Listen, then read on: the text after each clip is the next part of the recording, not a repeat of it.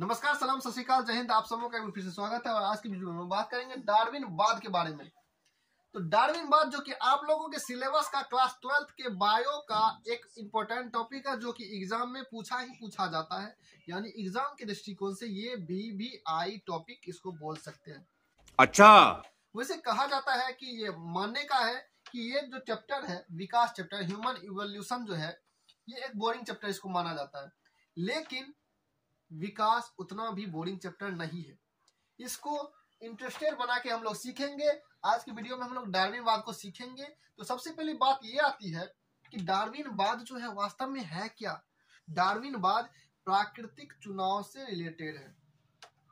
प्राकृतिक चुनाव मतलब जैसे हम बोले कि राम नाम का एक लड़का चुनाव कर रहा है, तो मतलब किसी चीज का चुनाव कर रहा है, चाहे वो सब्जी के मार्केट में सब्जी का चुनाव कर रहा है, कौन कौन सा सब्जी अच्छा है।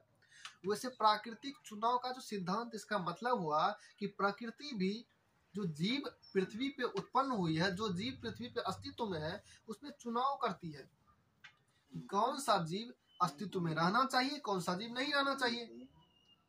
तो यही बात आती है यहाँ पे प्राकृतिक चुनाव। तो डार्विनवाद को प्राकृतिक चुनाव का सिद्धांत भी बोला जाता है। तो बात आती है कि डार्विनवाद क्या डायरेक्ट अपना सिद्धांत दिए थे। तो एक बात चौंकाने वाली बात यह है कि डार्विन जो है, इससे भी पहले प्राकृतिक चुनाव का जो एक आइडिया था, एक चर्चा था, वो एक वैज्ञानिक के पास था। उसका नाम था अल्फ्रेड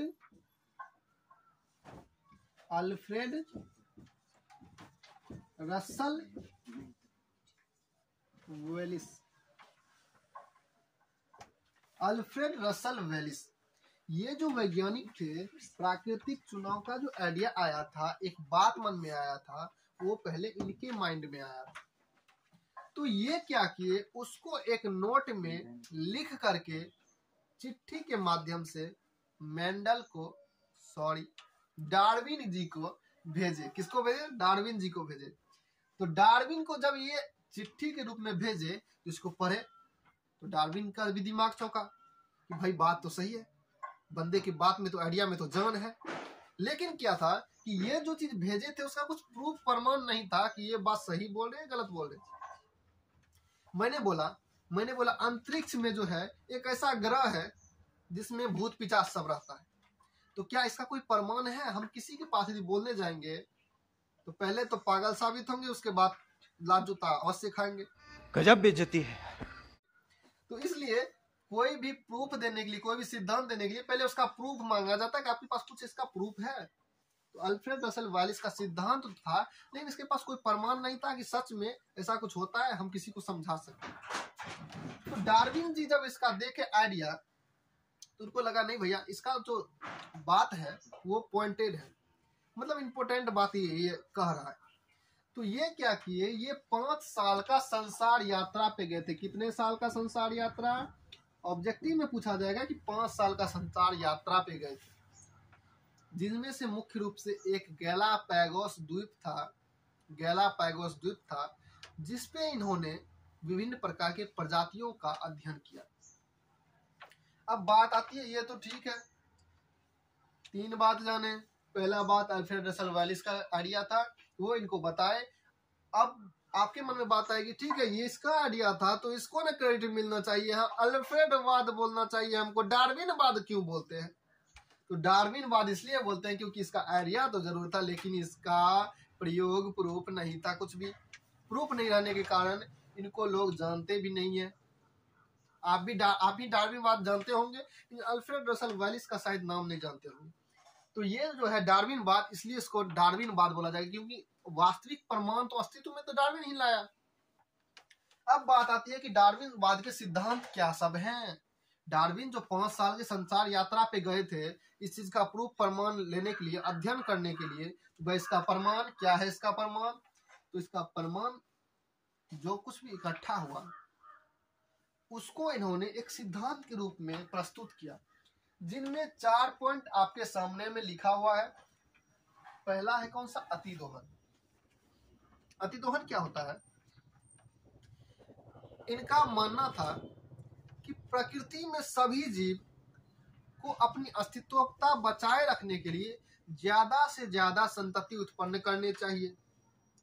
मतलब किसी भी जीव को यदि अपनी जातीयता बचाए रखनी है, किसी भी जीव को यदि अपना अस्तित्व बचाए रखना है, तो वो ज्यादा से ज्यादा जनसंख्या बढ़ाए।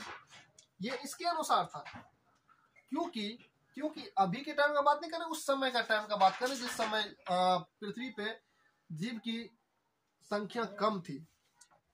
तो ये कितना अतिदोहन में क्या था कि जिस जीव को अस्तित्व में रखना है वो ज्यादा से ज्यादा अपना संतति बनाओ, नहीं तो आप विलुप्त तो हो सकते हो, ऐसा मानना था।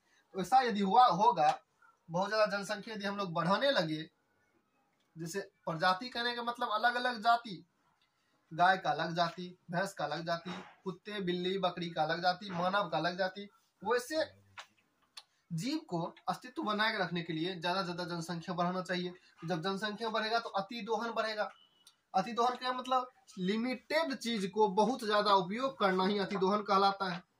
जैसे हमारे पास प्राकृतिक संसाधन जो है, जीवाश्म ईंधन जो है, वो तो लिमिट है, लेकिन हम लोग उसका अनलिमिट रूप से इस्तेमाल करते हैं, इसी को तो बोलते हैं अतिदोहन। ये पहला बात था। दूसरा बात बोला प्रतिस्पर्धा। बोले कि जीव को जीवित रहने के लिए प्रतिस्पर्धा करना होगा। प्रतिस्पर्धा मतलब सीधा शब्द में कॉम्पिटिशन। जैसे जंगल में यदि 10 पेड़ है, उसको हिरण भी खाएंगे और दूसरे घास खाने वाले जीव जो होते हैं वो भी खाएंगे। अब बात ये आती है, क्या दोनों जीव में इतना भाईचारा होगा कि दोनों बांट के खाएंगे? नहीं, वो चाहेगा कि हम खाएं, जिसमें जो बलिष्ठ होगा, जो शक्तिशाली होगा वो खाएगा, जो बलिष्ठ शक्तिशाली नहीं होगा उसको भगा दिया जाएगा। तो ये होती है प्रतिस्पर्धा, कि जीव अपनी जनसंख्या बढ़ाने के लिए, अपने अस्तित्व बनाए रखने के लिए दूसरे जीवों से प्रतिस्पर्धा करता है, उसको मारना चाहता है और खुद अपना अस्तित्व कायम करना चाहता है, उसको बोलते हैं स्पर्धा। अब एक बात यहाँ पे ये आ जाती है कि स्पर्धा क्या होता है। तो स्पर्धा कंपटीशन 3 प्रकार का होता है। कंपटीशन कितने प्रकार का? 3 प्रकार का होता है। एक अंतराजातीय स्पर्धा,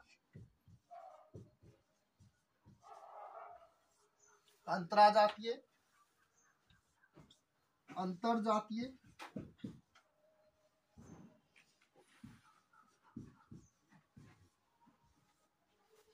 और वातावरणीय।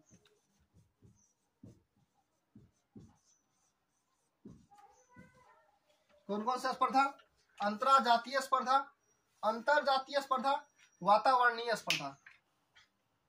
तो ये 3 प्रकार का स्पर्धा था। ये 3 प्रकार के स्पर्धा थे जीवों के बीच में। अंतरजातीय समान जाति के बीच, अंतरजातीय असमान जाति के बीच। जैसे देखेंगे अंतरजातीय स्पर्धा, जैसे हम बोले उसमें क्या होगा? अंतरजातीय स्पर्धा बोलने का मतलब हिरण का हिरण के साथ स्पर्धा, शेर का शेर के साथ स्पर्धा। जब अंतरजातीय स्पर्धा बोले मतलब शेर का हिरण के साथ, हिरण का शेर के साथ, हिरण का बकरी के साथ, अलग अलग जातियों के बीच जब स्पर्धा होता है, खाना के लिए, अस्तित्व के लिए कंपटीशन होता है, तो उसको बोलते हैं हम अंतरजातीय। जब समान के बीच अंतरजातीय।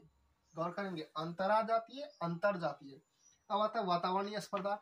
जब सभी जीव अपने अस्तित्व के लिए वातावरण से स्पर्धा करते हैं, तो उसको बोलते हैं हम वातावरणीय स्पर्धा। जैसे अभी ठंड का मौसम है, इंसान अपना अस्तित्व बनाए रखने के लिए, अपना जीवन बचाने के लिए क्या करता है? जैकेट पहनता है। ये क्या हुआ? वातावरण के साथ कंपटीशन हुआ कि नहीं हुआ? तो स्पर्धा में ये 3 प्रकार का स्पर्धा होता है। विभिन्नता की सर्वव्याप्तता तथा वंशागति। अब बात ये आती है, विभिन्नता की सर्वव्याप्तता कहने का मतलब कि जिसमें विभिन्नता जितना ज्यादा होगा उसका सर्वव्याप्तता उतना अधिक होगा। जैसे तथा वंशागति, जैसे देखेंगे कि मान लीजिए संसार में जितना जीव है सब यदि घास ही खाना चालू कर दे, तो घास का अस्तित्व खतरे में आएगा कि नहीं आएगा? पृथ्वी पे घास बचेगा?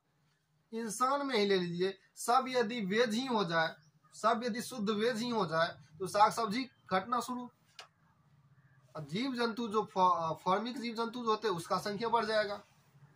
वैसे यदि सब मांसाहारी ही हो जाए तो फिर मांस की कमी हो जाएगी, अंडे की कमी होने लगेगी। तो ये है विभिन्नता की सर्वव्याप्तता। अब अगला आता है योग्यतम की उत्तरजीविता। ये हमारा चौथा पॉइंट है योग्यतम की उत्तरजीविता। योग्यतम की उत्तरजीविता क्या होती है कि पृथ्वी पे वही जीव अस्तित्व में रह सकता है जो उसके योग्य हो। कहने का मतलब योग्यतम की उत्तरजीविता कहने का मतलब कि पृथ्वी पे जो जीव वर्चस्व होगा, जो जीव अपने आप को संभाल के रख सकता है, वही पृथ्वी पे अस्तित्व में रह सकता है। योग्यतम की उत्तरजीविता यही हुआ कि जो जीव योग्य होगा, पृथ्वी पे रहने के लायक होगा, वही अस्तित्व में रहेगा, नहीं तो वो धीरे धीरे विलुप्त हो जाएगा।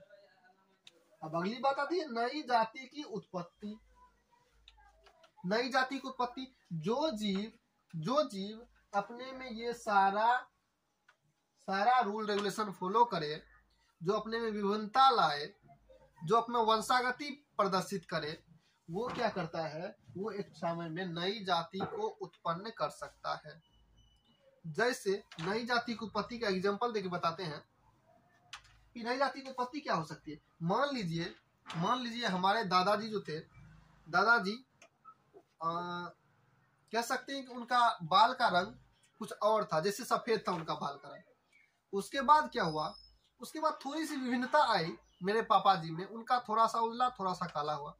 मेरे में इतना विभिन्नता आई, वही विभिन्नता थोड़ा सा और आया, तो मेरा बाल का रंग जो हो गया वो काला हो गया। ये क्या था, विभिन्नता का जो वंशागति हुआ, विभिन्नता जो था उनमें, उसके कारण नई जाति उत्पन्न हुई। मतलब काले बाल वाले मनुष्य हम यानी आए। ऐसा वास्तविक बात नहीं है, ये कहने की बातें हैं, ये समझाने के लिए आपको बोला गया है, ये बात सही नहीं था। तो नई जाति की उत्पत्ति बताने के लिए ये बात बोले। नई जाति की उत्पत्ति आपको समझ में आया होगा। तो ये था डार्विनवाद। ये एग्जाम के पॉइंट ऑफ व्यू से बहुत ही ज्यादा इंपॉर्टेंट है। सो इसको ध्यान से समझिएगा, पढ़िएगा। तो आज की वीडियो में इतना ही, मिलते हैं अगले वीडियो में।